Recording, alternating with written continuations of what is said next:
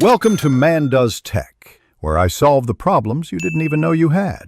In this video, I will show you how to make delicious chocolate chip cookies from scratch. First, let's gather our ingredients.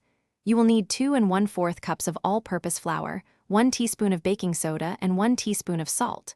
For the wet ingredients, have 1 cup of softened unsalted butter, 3/4 cup of granulated sugar, and 3/4 cup of packed light brown sugar ready.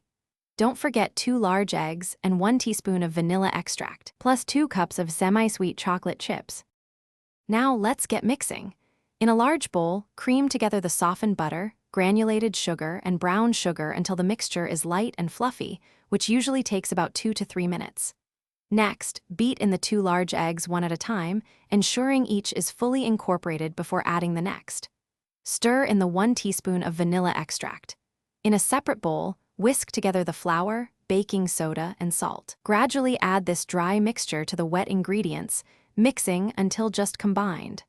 Finally, fold in the 2 cups of chocolate chips. Preheat your oven to 375 degrees Fahrenheit.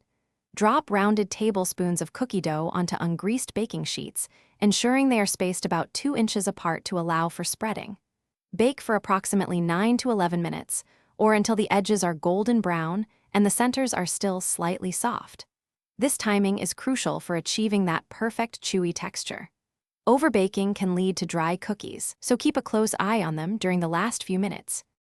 Once your cookies are out of the oven, let them cool on the baking sheets for about 2 to 3 minutes.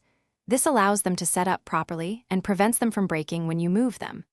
After this initial cooling, carefully transfer the cookies to a wire rack to cool completely. While they are delicious warm, letting them cool fully helps them achieve their final texture. Now, it's time to enjoy your warm, homemade chocolate chip cookies. Thanks for watching. If you found this helpful, don't forget to like and subscribe.